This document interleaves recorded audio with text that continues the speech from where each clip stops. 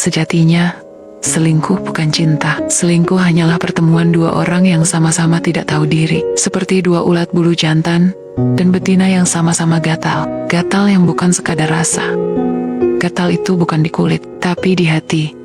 Selingkuh itu sebuah kata yang terdengar sepele bagi sebagian orang, tapi punya daya rusak yang luar biasa. Ia bukan sekadar kisah drama di televisi, atau bahan gosip di warung kopi. Ia nyata, ia hadir dalam banyak rumah tangga, menyelinap diam-diam, merobek kepercayaan, dan meninggalkan luka yang tak mudah disembuhkan. Seringkali, orang berusaha membungkus selingkuh dengan kata-kata manis, disebut sebagai kenyamanan baru, takdir kedua, bahkan tak jarang diromantisasi, seolah-olah sebuah cinta yang diperjuangkan. Padahal sejatinya, selingkuh bukan cinta. Selingkuh hanyalah pertemuan dua orang yang sama-sama tidak tahu diri. Seperti dua ulat bulu jantan dan betina yang sama-sama gatal. Gatal yang bukan sekadar rasa.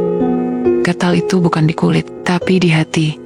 Gatal karena tak mampu menahan nafsu. Gatal karena tak tahu malu.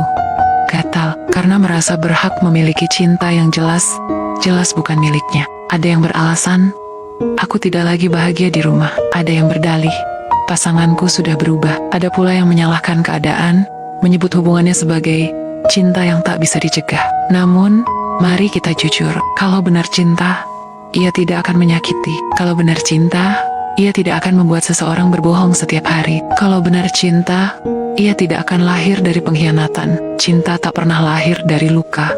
Cinta sejati tidak pernah lahir dari tangisan orang lain. Ia tidak pernah tumbuh dari kebohongan. Tidak pernah berdiri di atas reruntuhan rumah tangga yang hancur. Jika benar cinta, ia akan datang dengan cara yang benar, di waktu yang tepat, tanpa melukai siapapun. Selingkuh itu pilihan, bukan kecelakaan. Tidak ada yang tiba-tiba jatuh ke dalam perselingkuhan tanpa sadar. Selingkuh bukan kecelakaan di tikungan jalan. Ia adalah pilihan sadar dipikirkan, direncanakan, lalu disembunyikan. Chat dibalas dengan penuh gairah. Pertemuan diatur sembunyi-sembunyi. Jejak ditutupi dengan 1000 alasan. Semua dilakukan dengan kesadaran penuh. Hanya saja tanpa rasa tanggung jawab. Yang perempuan tahu laki-laki itu sudah punya istri, tapi tetap dilayani, tetap dijemput, tetap dibalas chatnya tengah malam, mencari alasan, tetap bermain api, bahkan merasa bangga bisa menggoda laki-laki lain. Apakah itu cinta? Tentu saja bukan. Itu hanyalah nafsu yang diberi pakaian kata-kata manis agar terlihat indah. Luka yang ditabur, kehancuran yang dipanen.